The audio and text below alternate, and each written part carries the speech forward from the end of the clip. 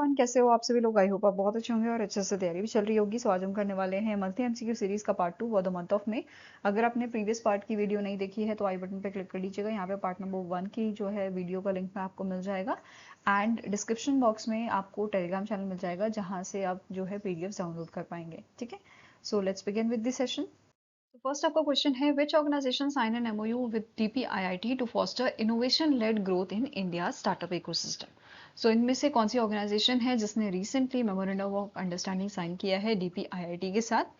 ठीक है, बूस्ट करने के लिए, फॉस्टर करने के लिए इनोवेशन लेड ग्रोथ को इंडिया के स्टार्टअप इकोसिस्टम में। So it is your chamber India. ठीक है, चैम्बर इंडिया द्वारा ये एमओयू जो है साइन किया गया है डीपीआईआईटी के साथ। ठीक है, चैम्बर इंडिया जो है ये स्टैब्लिश करेगा 5 incubation and startup support centre across India जो फोकस करेंगे aspirational district, north eastern states, emerging region and to promote inclusive and balanced entrepreneurial growth. ठीक है, अब यहाँ पे इस कोलैबोरेशन के तहत जो स्टार्टअप्स हैं, startups which are recognised by DPIIT, इनको 50% कंसेशनल मेंबरशिप यहाँ पे दी जाएगी with a chamber India. Okay, now next आपका यहाँ पे न्यूज़ है, आपके टाइम्स हायर एजुकेशन ने एशिया यूनिवर्सिटी रैंकिंग 2026 की रिलीज की है and it was its 14th edition. Right, total 929 universities इसमें शामिल हुए हैं 36 कंट्रीज एंड टेरिटरीज से।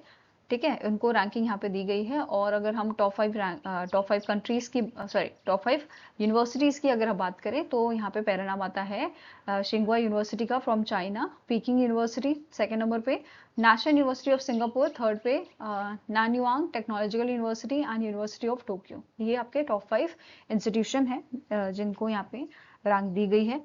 एंड अगर बात करें इंडियन इंस्टीट्यूशन की तो टॉप 5 नंबर पे आते हैं आपके Indian institute of Bengaluru Karnataka से, आपका Saveetha institute of medical and technical sciences Tamil Nadu से, Indian institute of technology Indore से, ठीक है, मध्य प्रदेश से, Shoolini university and biotechnology and management science Himachal Pradesh से, और जामिया मिलाई इस्लामी जो आपकी जामिया यूनिवर्सिटी है वो दिल्ली से। ठीक है, सो ये टॉप 5 आपके इंडियन इंस्टीट्यूशन है जो यहाँ पे शामिल हुए हैं। ठीक है, इसके अलावा अदर यूनिवर्सिटीज, सो 6 नंबर, मतलब एशिया में 6 नंबर पे है university of Hong Kong. Then 7th में फूडान यूनिवर्सिटी चाइना से। देन 8 नंबर पे आती है चाइना की Zhejiang university, Shanghai Jiao Tong university from China and आपका 10 नंबर पे आता है Chinese university of Hong Kong. So top 10 में ही आपकी जो है 5 यूनिवर्सिटी चाइना की है। ठीक है, इसके अलावा 2 सिंगापुर की आपकी आती हैं, मतलब हाईएस्ट जो टॉप परफॉर्मर रही हैं वो चाइना की रही हैं। ठीक है, इसके अलावा यमन जो है पहली बार इस रैंकिंग में अपीयर हुआ है।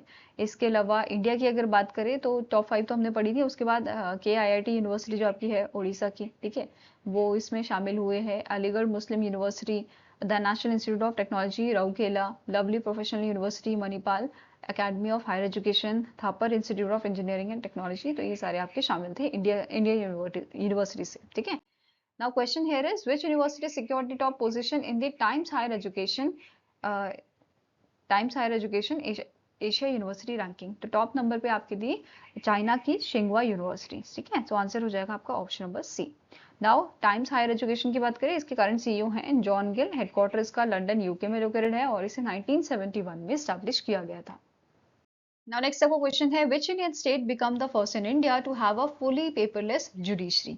तो इनमें से कौन सा इंडिया का स्टेट है जो पहला राज्य ऐसा बना है जहां पे हर चीज जो है वो पेपरलेस हो गई है, बेसिकली हर चीज डिजिटल यहाँ पे हो गई है। ठीक है, so it is your Sikkim. Sikkim पहला राज्य बना है, पहला स्टेट बना है इंडिया का फुली पेपरलेस जुडिशरी के मामले में। ठीक है, and this announcement was made by the justice Suryakant, chief justice of India.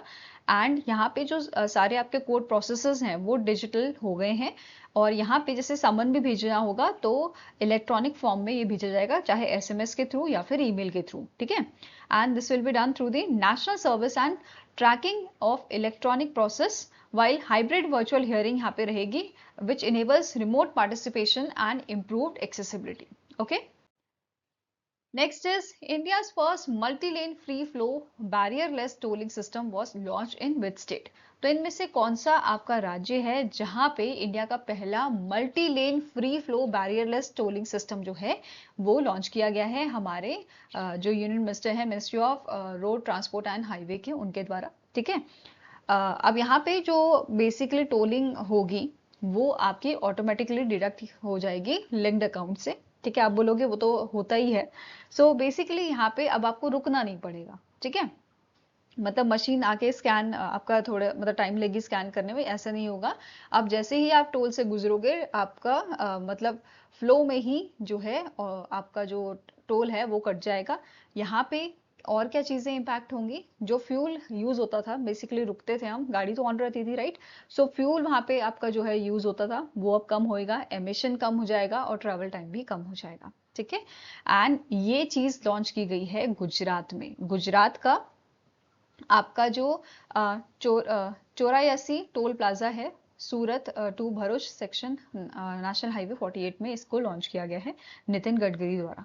ठीक है, अब यहाँ पे automatic number plate recognition use किया गया है technology with artificial intelligence analytics and radio frequency identification based electronic toll collection यहाँ पे किया जा रहा है बेसिकली। ठीक है, next is according to Indian Council of Agricultural Research, Central Marine Fisheries Research Institute Annual Report 2025, which state become India's top marine fish producer in 2025? So recently Indian council of agriculture research, central Marine Fisheries Research institute जो है, इनकी annual report जारी की गई थी।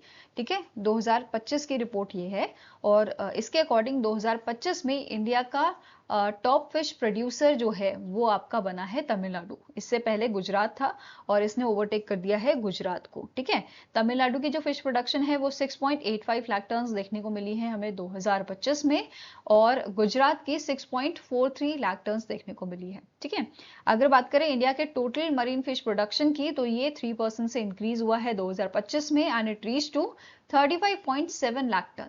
ठीक है, now अब बात करते हैं Central Marine Fisheries Research Institute की। इसके करंट डायरेक्टर हैं ग्रिनसन जॉर्ज, हेडक्वार्टर इसका कोची केरला में लोकेटेड है और इसकी शुरुआत 1947 में की गई थी। ओके, नाउ अब बात करते हैं टॉप 5 स्टेट्स की। अभी हमने बात की सिर्फ फर्स्ट स्टेट कौन सा है, तमिलनाडु, जिसने सबसे ज्यादा प्रोडक्शन यहाँ पे की है। ठीक है, 2025 में fish production, followed by Gujarat, then Kerala with 6.25 lakh tonnes, then fourth number पे आता है Karnataka with 5.78 lakh tonnes of production and fifth number पे है Maharashtra with 3.66 lakh tonne. Okay, next आपका क्वेश्चन है डॉक्टर एम रविचंद्रन जो सेक्रेटरी है मिनिस्ट्री ऑफ अर्थ साइंस के, इन्होंने रिसेंटली इनॉग्रेट किया है open field observatory of a coastal atmospheric research test bed. ठीक है, CART इन्होंने जो है बेसिकली इनॉग्रेट किया है which is a coastal weather research facility established by the Indian Institute of Tropical Meteorology at Dash. So जो secretary है ministry of earth science के एम रविचंद्रन जी, इनके द्वारा इनॉग्रेशन हुआ है किसका, ओपन फील्ड ऑब्जर्वेटरी का of a coastal atmospheric research bed. ठीक है, एंड ये आपका बेसिकली स्टैब्लिश किया गया है Indian institute of tropical metrology द्वारा एट दी आंध्रा यूनिवर्सिटी। ठीक है, कहाँ पे ये हुआ है, आंध्रा यूनिवर्सिटी विशाखापट्टनम में इसको आपका जो है इनॉग्रेट किया गया था। इसका मेन एम है स्ट्रेंथन करना ऑब्जर्वेशन नेटवर्क को, एनहांस करना न्यूमेरिकल वेदर प्रोडिक्शन को एंड इंप्रूव करना अर्ली वार्निंग सिस्टम्स को, स्पेशली आपके साइक्लोन्स के लिए एंड एक्सट्रीम वेदर के लिए। ठीक है, now this observatory was developed with an estimate cost of rupees 180 crore under the mission MOSAM. Okay,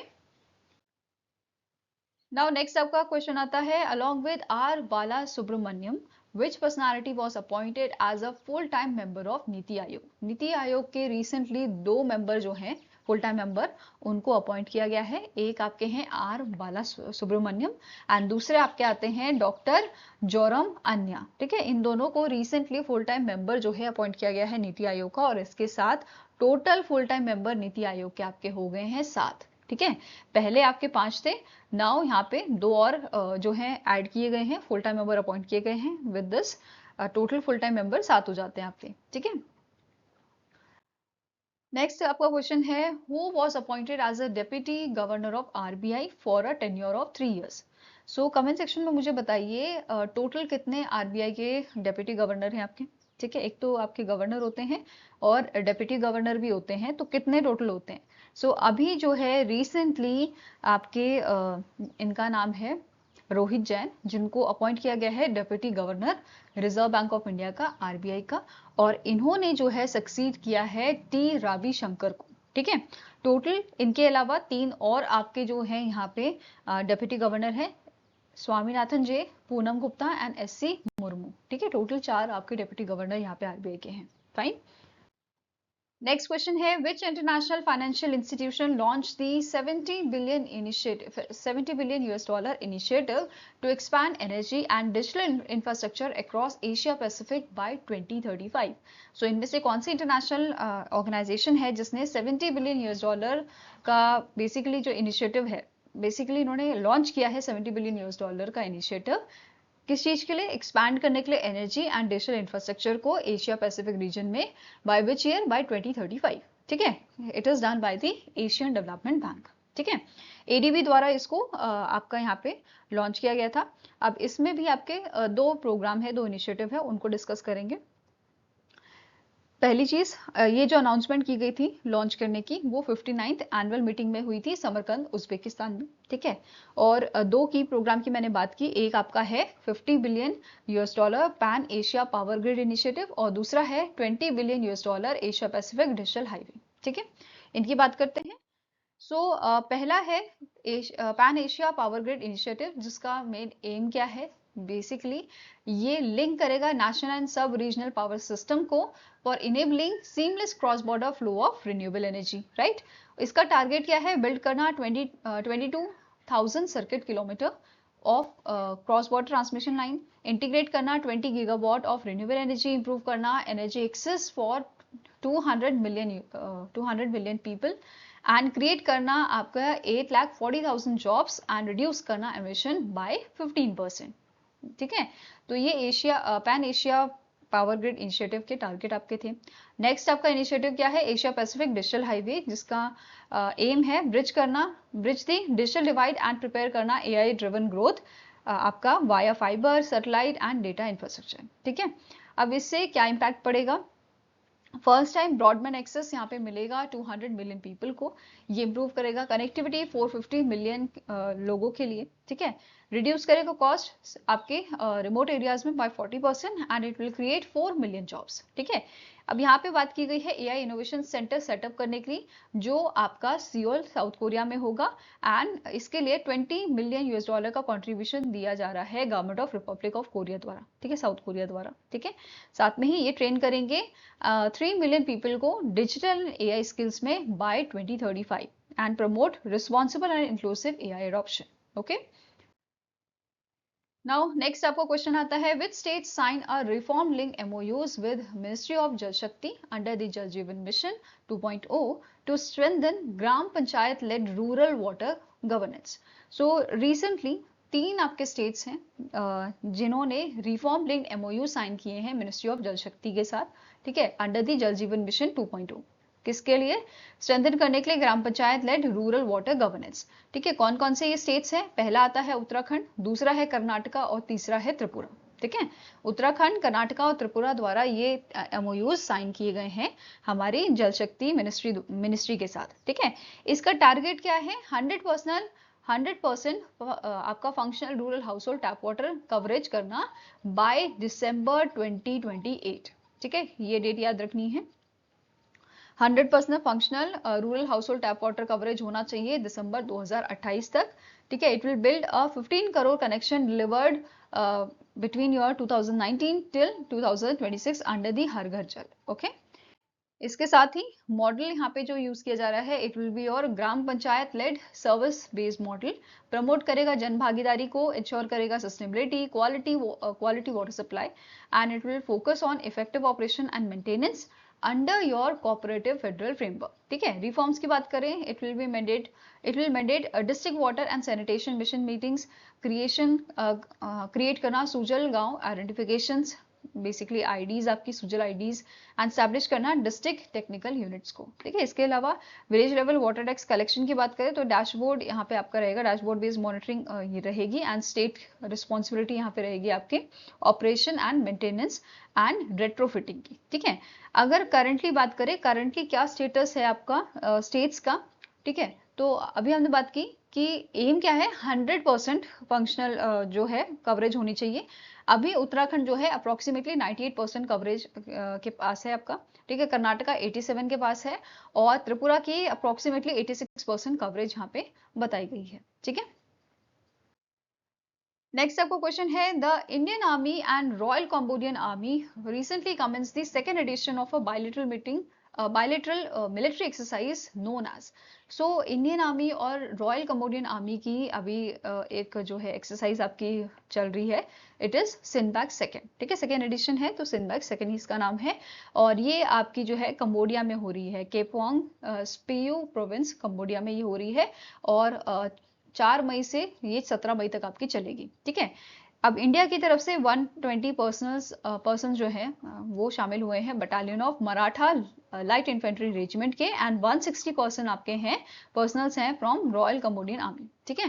previous addition जो था वो आपका दिसंबर 2024 में हुआ था पुणे महाराष्ट्र में।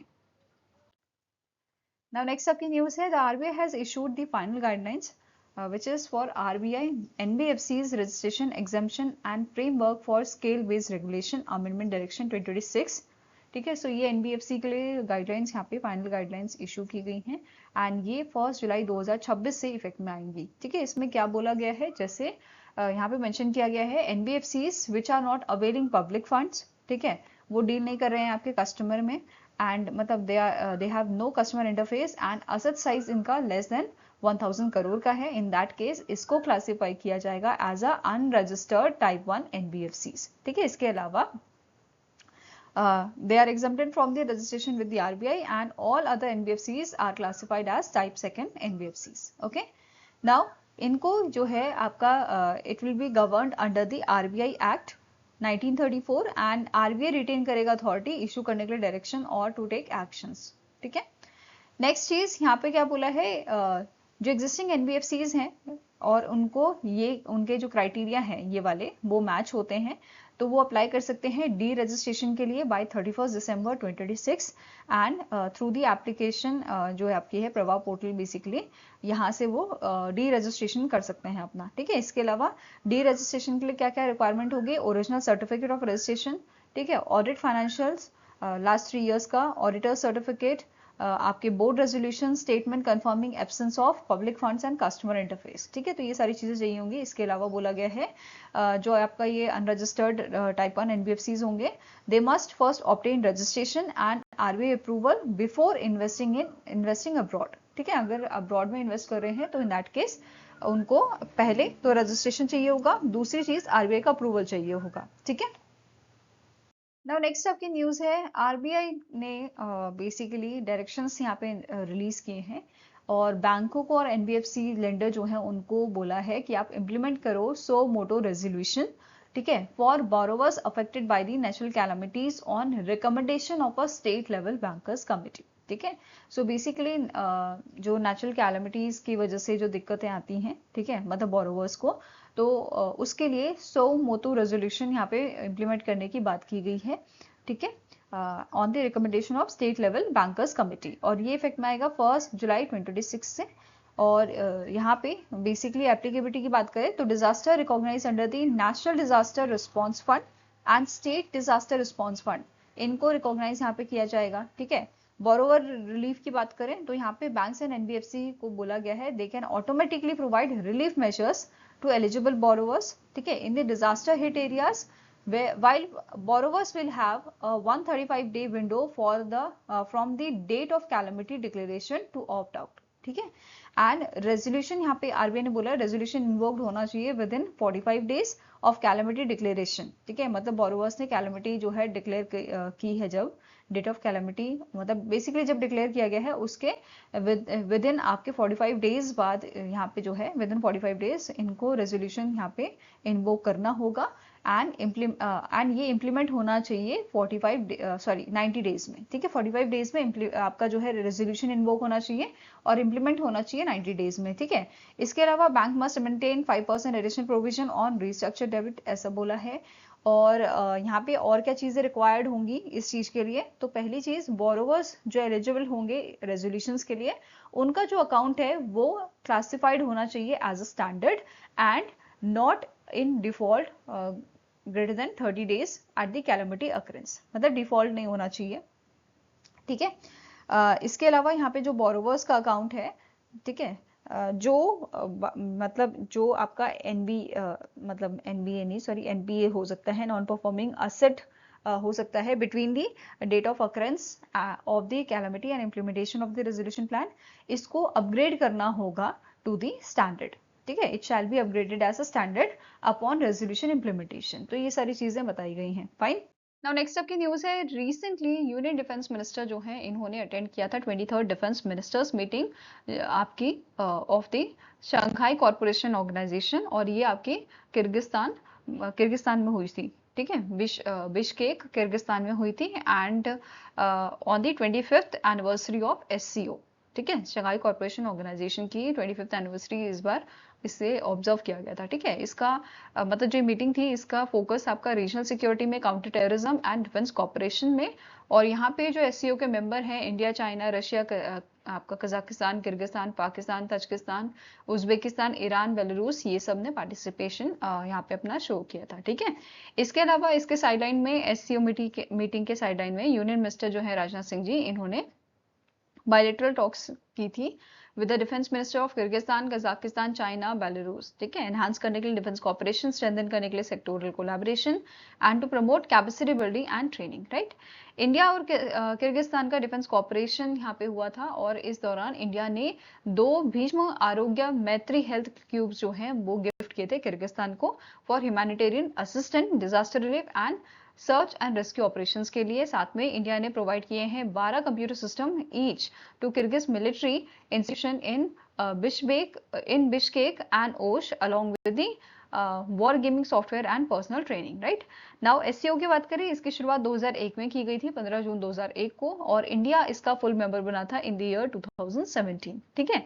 करंट सेक्रेटरी जनरल इसके हैं आपके नूरलान यरमेक बयेव फ्रॉम कजाकिस्तान, एंड इसका हेडक्वार्टर जो है बीजिंग, चाइना में लोकेटेड है, ठीक है। नाउ नेक्स्ट आपकी न्यूज है, यूनियन मिनिस्टर मनसुख मंडाविया जी जो हैं इन्होंने अटेंड किया था 75th anniversary celebration of national rifle association of India, ठीक है, जो आपका न्यू दिल्ली में हुआ था एट दी डॉक्टर करनी स्कूल शूटिंग रेंज में, ठीक है। और यहाँ पे बेसिकली इस इवेंट में एनआरएआई का जो है 75th कॉमेमोरेटिव लोगो यहाँ पे रिलीज किया गया था, एंड एक ऐप यहाँ पे लॉन्च की गई थी, my NRAI along with the nationwide grass root initiative, right. अब ये ऑर्गेनाइजेशन है, इसने अनाउंस किया था नेशन वाइड प्रोग्राम इंट्रोड्यूस करने के लिए 7.5 lakh school and college students to shooting before 2028 Olympic through hands-on 10 shoot experience, right?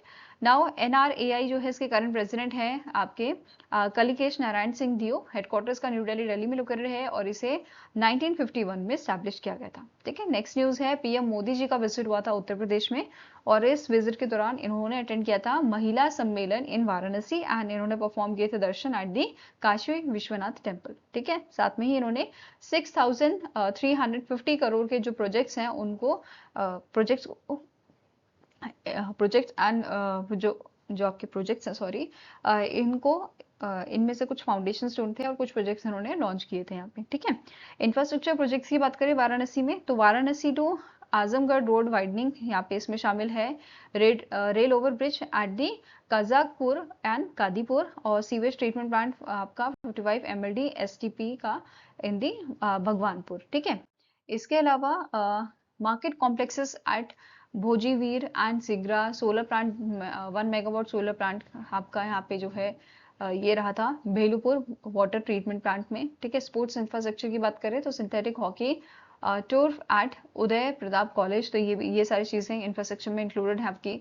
Water supply की बात करें तो यहाँ पे आपका जल जीवन मिशन स्कीम जो है ठीक है, उसके तहत 30 रूरल ड्रिंकिंग वाटर स्कीम्स यहाँ पे लॉन्च की गई थी एंड अमृत 2.0 प्रोजेक्ट यहाँ पे लॉन्च किया गया था। 13 अर्बन वाटर प्रोजेक्ट्स बेसिकली ये लॉन्च हुए थे। ठीक है, इसके अलावा हेल्थ केयर की बात करें तो super speciality hospital 500 bed facility आपका रहेगा Shri Shiv Prasad Gupta divisional district hospital. Critical care block 100 bed block का ये था आपका और 190 बेड हॉस्पिटलाइजेशन का रीडेवलपमेंट किया गया है। 100 बेड फैसिलिटी यहाँ पे रहेगा आपका रामनगर में and Sowa Rigpa hospital at the central university of Tibetan studies. ठीक है, तो हेल्थ केयर में ये शामिल था। टूरिज्म एंड कल्चर की बात करें तो रीडेवलपमेंट किया गया है घाट्स का, आसी आपका